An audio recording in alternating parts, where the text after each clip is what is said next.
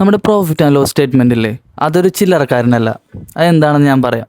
Actually ഒരുപാട് ഇൻ്റർവ്യൂസിൽ ചോദിക്കുന്ന ഒരു ക്വസ്റ്റ്യൻ ആണ് ഈ പ്രോഫിറ്റ് ആൻഡ് ലോസിന് എന്താണ് ബാലൻസ് ഷീറ്റ് ആയിട്ടുള്ള റിലേഷൻ എന്ന്. അപ്പോൾ പ്രോഫിറ്റ് ആൻഡ് ലോസ് എന്താണെന്ന് നമുക്ക് നോക്കിയാലോ.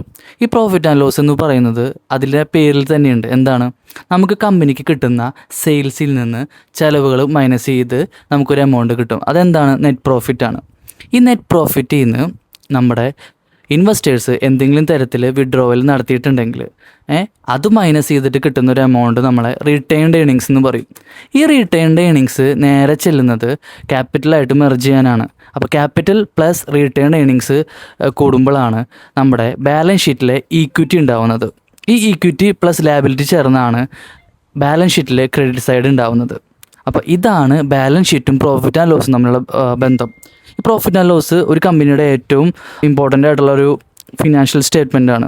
എല്ലാവർക്കും അറിയായിരിക്കും. കാരണം കമ്പനിക്ക് അറിയേണ്ടത് പ്രോഫിറ്റ് എത്ര ജനറേറ്റ് ആയെന്നാണ് ആഫ്റ്റർ എല്ലാ വിധത്തിലുള്ള എക്സ്പെൻസുകളും കഴിഞ്ഞിട്ട്.